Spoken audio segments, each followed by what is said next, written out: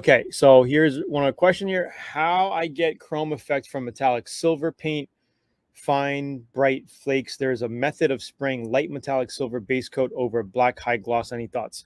Yeah, so they have different types of chrome paint, and a lot of the ways to get that a chrome, true chrome look is to use chrome paint over black base coat. So you're gonna want to spray over black base coat. I have sprayed um very, coarse or mini flake metallic over black that gives you a nice metallic. You're not going to really get a chrome look, but you're going to get a really shiny metallic chrome look to it, like with the glittery chromey look. You know what I mean? You're not going to get a solid chrome, but you're going to get like a glitter chrome. But there is chrome paint, specific chrome paint that's sprayed over black base coat if you want to get a chrome. If you're doing like metallic silver, you're not going to get a solid chrome paint.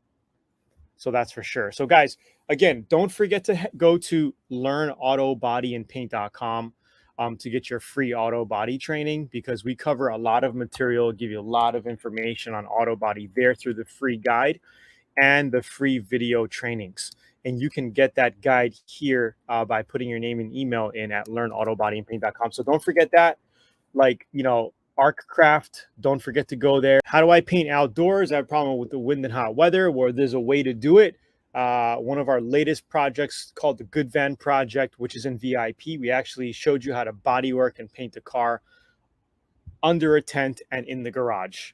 And we have multiple projects in VIP called the El Cheapo Paint Job Series, where I show you how to get amazing paint jobs under a tent outside without a spray booth. So yeah, you're absolutely going to love that. So again, don't forget to go to learnautobodyanpaint.com. Maya, you can put that in right now. And don't forget to go to learnautobodyanpaint.com to get that free training. And then check out the Auto Body VIP offer that we have. You're absolutely going to love it. I guarantee that. Let's see. Okay. Hey, I'm a beginner in painting. What's the cause of fisheye and clear coat? So mostly it's a chemical reaction. It could be a bad batch of clear coat will do it. It could be oils or silicone in the air, the overspray. Maybe you're in an industrial zone where you have a mechanic next door using WD-40 or some sort of oil sprays. That can give you an issue like that. Bad batch of clear coat can give you an issue like that. And there is something called fisheye eliminator that you can use as well, and you can add it. But the main thing to basically prevent fisheye is to use a wax and grease remover, and you know what? Nothing beats wax and grease remover. You hear some guys saying, yeah, you can use Windex or Sprayway, and I have in the past, but really when it comes down to it, you might as well use the correct product for the correct application, which will give you flawless results. You know what I mean? So yeah, I've used Sprayway, the aerosol glass cleaner on product. I just don't like the way it wipes off. It doesn't spread as nice as wax and grease remover, and I feel like it's not getting as clean as it should. But I do have video tutorials in VIP where we use Sprayway, Windex, and then we use wax and grease remover in a bottle, that you basically a spray bottle, right? So those are the protocols. You really want to make sure everything's clean before you paint. T. Corley says, hey, I have some wheels I need to paint. Looks like someone spray painted them. It's coming off, look chrome and unscuffed. Best process to paint them. So number one is you're going to want to get whatever paint that's on there off. So if it's a spray can type of paint on there, probably just use some lacquer thinner or reducer on a rag. Just get a old crappy rag, put some reducer on it, or lacquer thinner would be better because it's stronger, and just wipe off. You could even get a little bucket with lacquer thinner in it with a brush and just kind of like brush it on there and then wipe it off to get that off. And then you can scuff it up. If it's chrome under there and you probably got some pits on it, you can literally just scuff that up with like 120 grit to 150 grit, get it flat. You're going to want to put some 2K filler primer on it or epoxy primer. Both of them will work. sand that flat, get all the imperfections out, and then you can put some base coat, clear coat on it, or single stage, depending on what you want to do. Again, T. Corley, I think you're VIP. I mean, we have a bunch of VIP videos that'll take you through the process on painting anything, even rims like that. Let's see. Is the candy effect paint just dye into top clear coat? So yeah, candy, there's different types of urethane candies.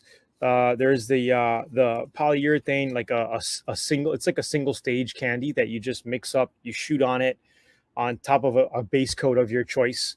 To get the best effect of candy, you're going to want to spray over some sort of silver metallic, any type of silvers, from light to medium darkness, big metallics, small metallics.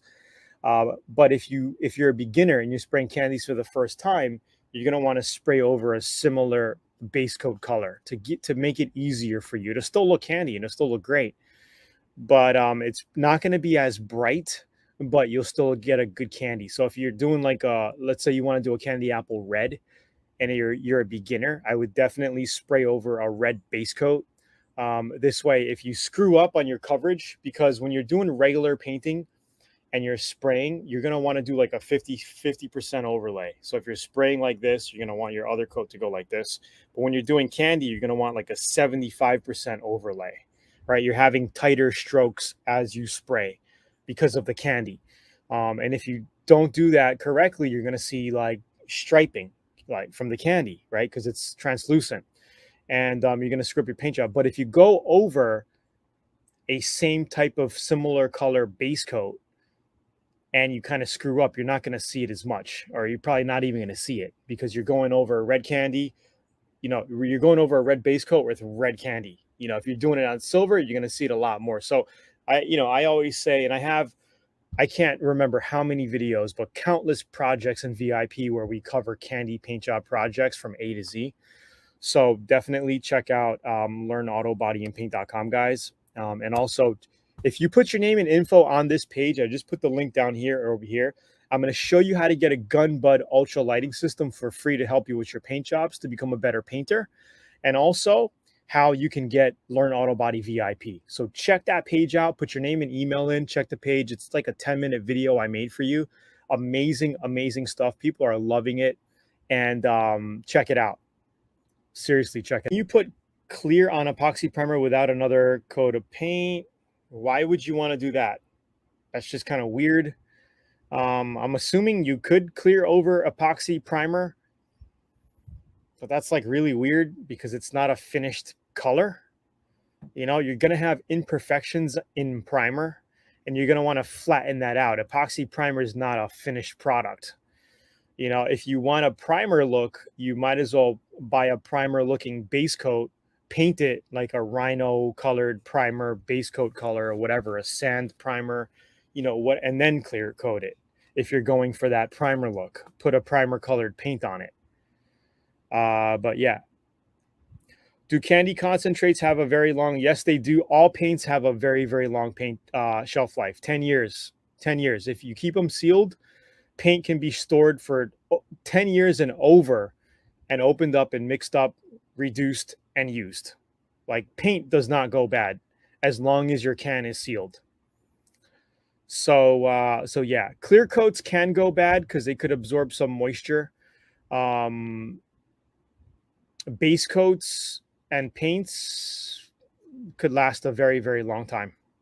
Regular single stage and base coats. The clear coat, do I need to wait for it to settle down? Absolutely. They call that flash time. So normally when painting and clearing a car, by the time you go around, by the time you finish a car clear coating, so say, you started on the driver's side door, you walked your way around, you did the roof, everything. By the time you walk around, it's going to be like 20, 30 minutes. Okay. You're going to want to wait another 15 to 25 minutes, depending on the temperature, to give it your second coat. So by the time you go around, it's almost pretty much ready to go around again when clear coating. So, and that's another thing that I cover in VIP is the tack test. Okay. So another way to tell if you're ready for your second coat of clear coat is to basically touch your masking tape on the car somewhere And as long as it doesn't string up, so like when you touch your clear coat, you're going to pull your glove away or your finger away. As long as you see that clear coat and it's just tacky, like tack, then you're ready for your second coat. If it strings up and it kind of sticks to your glove, you're going to want to wait a little bit more. If it just mudges in and it doesn't string up at all, it's way too wet, right? If it starts stringing up, that means it's drying, it's getting there. But once it starts becoming tacky without that stringing, you're ready to go. And between being stringy and tacky is like 10-15 minutes. Will 2K primer stick if it's sprayed over a small metal? Absolutely, yes. And again, this is something I cover extensively in VIP.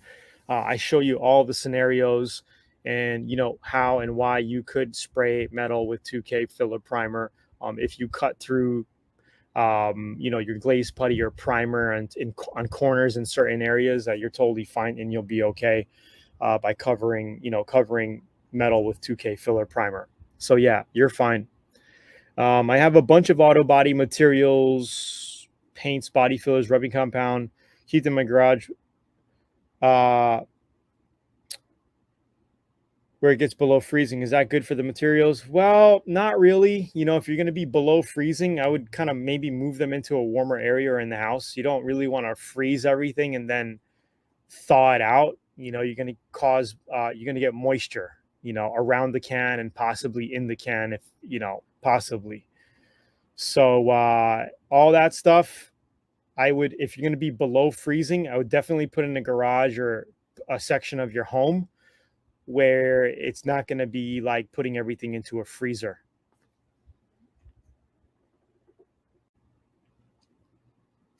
All right, I think we're done. Have a good weekend, guys, and I'll see you next week. Peace out. Cheers. You got it, guys. And again, for all you guys, newbies, don't forget to hit up the links over here or down below for those important links that I just distributed to you guys. Talk to you soon. Have a great rest of your week, and keep on striving. Cheers, guys.